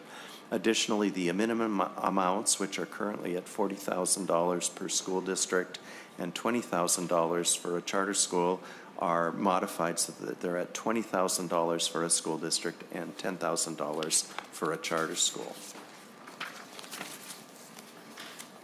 Section 9 states that the funding for the state school librarian at the Department of Education continues to come out of the appropriation for school library aid for fiscal years 26 and 27 only. And as the fiscal analysts explained earlier, for fiscal years 28 and later, that position will be funded as part of the agency's appropriation. Section 10 expands the uses of school library aid, modifies the uses of school library aid and removes a list of some of the items that can currently be purchased with that aid, including certain audiovisual equipment. That change is effective for fiscal year 26 and later. And finally, Chair Joachim, in Section 11, the appropriations for the nutrition and library programs that were mentioned by the fiscal analysts and appear on their tracking sheets. Thank you, Mr. Strom. Any comments or clarifying questions on Article 9? Seeing none, we'll turn over to Jenna Hofer for Articles 10, 11, and 12. Thank you, Madam Chair and members. Article 10 begins on page 174. Section 1 modifies the date by which school districts and charter schools must implement changes to the kindergarten entry assessment. It changes the date from the 2025-2026 school year to the 2026-2027 school year. Section 2 on page 174 clarifies that some of the aid programs that were transferred to the Department of Children, Youth, and Families are still to be paid on the K-12 aid payment schedule. These programs are school readiness, health and developmental screening aid, early childhood family education, and the early childhood family home visiting.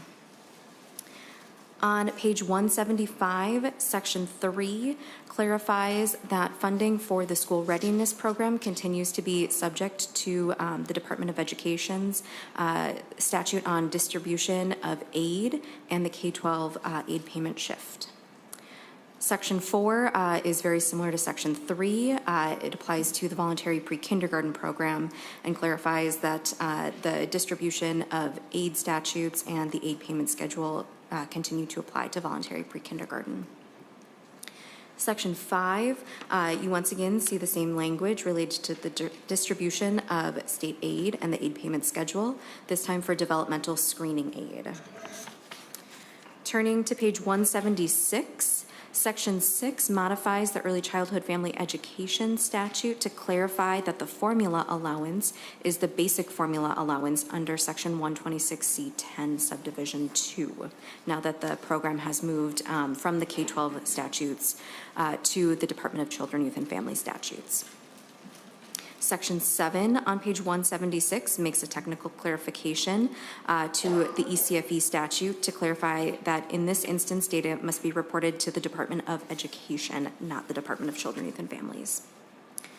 Section 8 on page 176 is very similar to what you saw on page 175. This time, this is modifying the ECFE statute to clarify that the ECFE funding continues to be subject to the distribution of aid statute and the aid payment schedule. Sections 9, 10, and 11 on pages 176 through 178 provide appropriations for early childhood education, and these are all appropriated at the February forecast base levels. Thank you, Ms. Hofer. Any comments or questions on Article 10? Seeing none, we'll go to Article 11. Thank you, Madam Chair and members. Article 11 begins on page 179. Section 1 modifies the program approval cycle for adult basic education and changes this from a 5-year approval cycle to a 6-year approval cycle. Section 2 is on page 181, and this is the appropriations for community education and lifelong learning, and these funding amounts are all the same as the February forecast base. Thank you, Ms. Hofer. Any questions on this article? All right, Ms. Hofer, Article 12. Thank you, Madam Chair. On page 183 begins Article 12, State Agencies. Section 1 relates to directory information that is shared by educational institutions related to special education students, and it clarifies that any data shared is subject to the federal parental consent requirements. Page 184 is Section 2. This relates to the rulemaking procedures for the department related to the academic standards, and this clarifies that rulemaking must be done through the regular process rather than the expedited process. Section 3 on page 184 provides new requirements for grants administered by the Department of Education. In addition to the existing grant requirements, it requires that grantees must follow state and federal requirements related to registration and filing. It also provides that grants must be terminated if these filing requirements are no longer met. However, if a recipient makes a good faith effort and informs the commissioner that they are out of compliance with the grant requirements under subdivision 2, the commissioner may continue to work with the grantee until they are in compliance before terminating a grant. Section 4 relates to excess tax increment that is returned to school districts when a TIF district is decertified. In paragraph A, this changes the date, or rather clarifies the date by which a county auditor must submit data to the Commissioner of Education for the excess TIF amount, and this clarifies that that is February 1st of each year. Further down in Clause A, it clarifies that the health and safety program is actually the long-term facilities maintenance program. This corrects an obsolete reference. Then on page 186, the local optional aid calculation is also added to this program. On page 187 is section 5. This clarifies reporting requirements for the alternative teacher preparation program. On page 6 are prior year appropriations for the Perpich Center for Arts Education, and this extends the availability of the allocation for furniture replacement through June 30th of 2027, and it expands the authorized uses to include equipment and technology. On page 188, section 7 provides for 2 cancellations to prior year appropriations for the Department of Education. Subdivision 1 cancels $1.5 million from the fiscal year 2025 appropriation for the Office of Inspector General, which was expected to cancel at the end of the biennium. And Subdivision 2 cancels $500,000 from the fiscal year 2025 appropriation for the specific learning disability rulemaking that was expected to cancel at the end of the biennium. Section 8 provides for appropriations for the Department of Education's base operating and includes a number of riders that were described on the spreadsheet. Section 9 on page 189 provides the base operating appropriation for the Minnesota State Academies for the Deaf and the Blind, and that was described on the spreadsheet. Section 10 provides the base appropriation for the Perpich Center for Arts Education as described on the spreadsheet. Section 11 on page 190 provides the base appropriation for the Professional Educator Licensing and Standards Board as described on the spreadsheet. Thank you, Madam Chair. Thank you, Ms. Hofer. Members, any other questions or clarifying questions or comments on Article 12? Seeing none, Ms. Beckel. Thank you, Madam Chair and members. Solveig Beckel, House Fiscal. Article 13 is the forecast article. It begins on page 190 and ends on page 201. This article makes adjustments to fiscal year 2025 education appropriations enacted during the 2023 and 2024 legislative sessions to match forecast data. Changes to this article reflect the February 2025 forecast of revenue and expenditures. So any changes to this article are real changes, but they reflect a zero change from the February forecast base. These just bring the fiscal year 24-25 appropriations in alignment with that fiscal year 25 forecast. And Madam Chair, that is the bill. Thank you, Ms. Solveig. I think everybody's brains are full about right now. With that, members, I would like to turn it over to our education policy chairs to make some comments. Senator Spudzinski or Representative Jordan, which one would like to go first? Representative Jordan. Thank you, Madam Chair. And thank you to everyone here. It's a lot of repeat audience members from the last time we talked about the education policy bill last week, I believe. So I won't reiterate my comments. One thing that is missing from the sort of final agreement is provisions related to the Office of Inspector General at MDE. There was policy that was agreed to that ultimately there was disagreement in that is not present in this bill, which is disappointing from the House position of including policy related to the Office of Inspector General. We know that we need to take issues with our funds very seriously. That is funding that is meant for students and educators in Minnesota. We need to make sure that we can continue to do that. So expect a lot of discussion about the Office of Inspector General and the House Education Policy Committee next year. And I have spoken with Representative Bennett about that, and she agrees. I guess I will also just end again with thanks. Thank you especially to Chairs Swedzinski and Chair Bennett.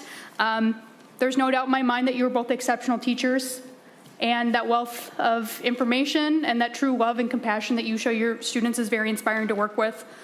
So thank you so much for your years of service and all the work you did this year to make sure that our students have the best possible schools to go to for years to come.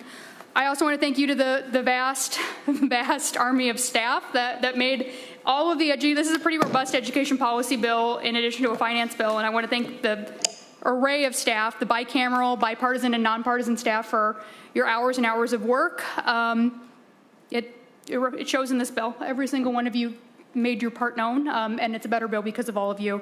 So thank you, Madam Chair, for including many education policy related provisions, and thank you, Chair Kunish, as well for your consideration of education, and Chair Krisha for your consideration of education policy within the education finance discussion. It's great to be included, and it's been good to work with all of you. So thank you for your work. Senator Spudzinski. Thank you, Madam Chair, and I just want to echo everything my partner in the House just said. So thank you, Chair Jordan, and thank you, Chair Bennett, as well. It's been a wonderful bicameral, bipartisan adventure.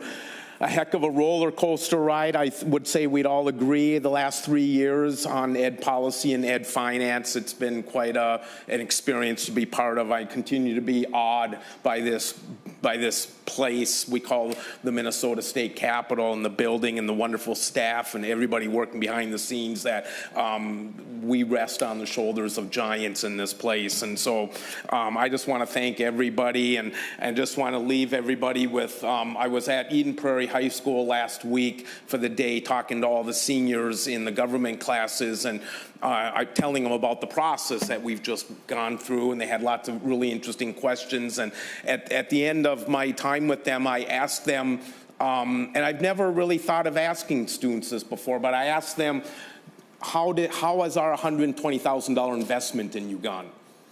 And because that's about how much we've spent on each one of those kids since they enter kindergarten. It's about 120 grand. And I looked at these kids, you know, every hour, and I ended by asking them again, how has our investment worked out? We've invested, this body, so to speak, over the last 13 years, and on and on and on, has invested $120,000 in each and every one of you. And I'm challenging you right now, how's our investment gone? As they had 4 days left of school at that point, these seniors did. And I hope they spent the last 4 days of their school reflecting on that. And because it's really caused me a lot of epiphanies, if you will, in my head, because that's what our goal here in this body is to try to make those kids make the most of their educational opportunities, and to seize every opportunity and all the innovations and all the experimentation and all that in all the programs we try to come up with the help of you stakeholders and lobbyists in the audience. And it's just something to behold. And I hope, I told those students with like 3 minutes left, I had my eyes on the clock, so I timed it perfectly, and I reminded them all of the mural over the Minnesota Senate chamber of the eternal flame, or the sacred torch, and how that middle figure is handing that eternal torch, or that sacred flame, to that young person in the mural as they walk across that stage in 4 or 3 or 7 days from last week. What are they going to do with their torches that we've spent so much time and energy and effort to bestow them upon? And to thank you, everybody at this table right now. You have no idea how much I admire, respect, and I adore all the time, most of it, that I've spent with you recently. About 98% of it, I'd say, which is a really good figure. Thank you, everybody. Thank you, Senator Swedinski. With that, I want to make sure, Senator Rarick, if you had anything to say. I've just reached out to the folks online, Senator Gustafson and Representative Bakeberg, if they did as well. Senator Rarick? No? And I think your colleagues online also took a pass. But I just want to, before, I'm going to turn it over right now to Chair Krisha and then Chair Kunish, and then I'll just make some final thank yous. Chair Krisha? Thank you to Chair Joachim and my Senate colleague, Chair Kunish. I won't remember all the thank yous. I'll try to get through the best I can. So Chair Joachim is much more detailed at this than I am. So when I look, I just want to thank the staff on both the House and the Senate side, the nonpartisan staff, first of all. You were rock stars, and the times of levity were appreciated, as well as the times of seriousness. We needed both of those. So on both sides, an immense amount of thanks for both of that. And on the partisan staff, you were partisan when you needed to be, and you were nonpartisan when you had to be. And that was very much appreciated. There was times we just had to get through this, and there was times we had to be reminded of the things, the principles and commitments that we had come here for. And so there is no one at the table that I sat with at this that ever lacked in knowledge, experience, and an immense amount of creativity and intelligence. So that was all very, very thankful. And of course, my legislative colleagues, just a great team.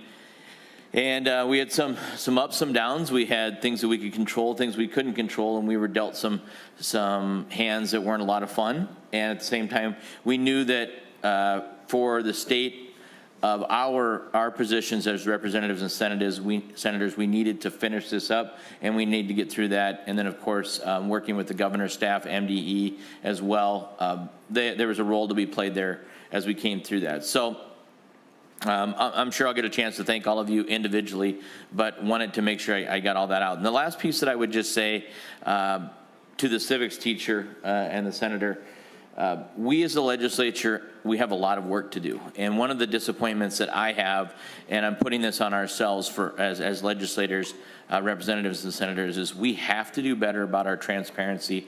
We have to do better as our bodies, respectively, with the House and the Senate. It is not our job to not finish up on the 19th and then go into these behind-the-door tribunal meetings. I understand the necessity of it, but I would just say to my colleagues, we have to respect the separate but equal. We have to respect our jobs, and we are asked to be legislators to send bills to a governor who then can choose to veto those or not, and we can work through the process. I think that when we reduce ourselves and not finish on time and give tip the scale in one hand on the governor, and I don't fault him for it. I would take advantage of that myself if I was in that position. But we diminish our role and the role that we talk about. We have a 5-month session, and there's a reason for that. We have 5 months to work together. We have 5 months to put this together and work through that. And our constituents demand that of us. So that would be one of the improvements that I would look on, and I would hope that we could all try to make that better. I know the world's getting harder and more complicated, but it's our job as legislators to slow it down and make it more simple. So thank you to my colleagues. Thank you, Chair Creasy. And I always like that you and I work well together. You have the bigger view, and then I just do the little details, and it's a whole package. So, Senator Kunish. I would like to also thank the staff. Our Ryan Majors back there, and Bjorn Arneson, Anne Marie Lewis, and Jenna Hofer. There were a few nights where staring at that spreadsheet, those numbers just swam in front of my eyes, and they made absolutely no sense to me. And they always were able to make sense of what was happening. Our job is not done yet. We have to get this bill passed off of the floor in both of our bodies. I'm hoping that as we go forward, both of our caucuses will consider the urgency in passing this legislation, not just for policy, but for funding for our schools. And I would hope for a clean passage in both of the bodies. I want to make sure we thank Olivia Mackel Weanders, who is our page, and she's been with us for the last 2 years and has done a stupendous job of it. Tristan Figoli, Tessa Yeager, Eileen Otto, those were our LAs and our assistants. We could not have done this work without them, as well as the interns that we have been given us. So I look forward to hopefully a one-day special session where we can one more time talk about this investment in our students. We've all said this isn't quite what we would have liked to come out with, but it was the best that we could do with what we had. It was a different kind of negotiating experience, especially for the Senate, to work with 2 chairs. And I have to say, I learned a lot. I learned a lot from every single person at that table. I recognize their commitment to public education in Minnesota and appreciate the opportunity to have worked with them. So thank you very much. And Emma. My right-hand person, I almost forgot you. Thank you very much, and all the members on our committees. Chair Creasy. Was it intentional not to tell me about the white coats, by the way? I mean, I get it, right? But it was not a planned thing at all. Surprisingly, you've got a lot of text about that, too. Maybe I felt a little summery with the temperature out there. So as you can see, we had a lot of long hours together, but developed good relationships and came out of it still being able to make jokes, because we did really have some tough decisions to make. And we have a running list spreadsheet that we've all kind of started to put together, that if we have money next year, where we'd like to see it go. But the bottom line is we were able to keep the stability in indexing and the formula to inflation that has brought our schools much needed increase in revenue. We've kept most of the cuts out of our classroom, but had to make some to make the budget targets. And with this bill, as Senator Kunish said, the most important thing is we actually fund our schools for the next 2 years. So I would like to thank all of my legislative colleagues for what they brought to the table in experience and passion. And finally, would like to thank our incredible staff, both partisan and nonpartisan, in the House and the Senate, but particularly in the House. A huge thank you to our CA Polly Stick-Venick, our researcher Mars Beltrami-Runquist, and our CLA Robin Schmidt, our GOP partisan staff, CA Jody Withers, researcher Jacob Cowan, and CLA Janelle Bokel, and our nonpartisan researchers Tim Strom and Christina Pera, as well as our finance guru, Sylvia Beckel, who helps us see the numbers on the spreadsheet when our eyes do get blurry. And then also there are revisers for the quick turnaround that they did, Jason Keenley and Cassandra Rooney. And with that, members, we have a bill working group proposal before us, but we don't have to take any formal action. I just want to say thank you, and members, we are adjourned.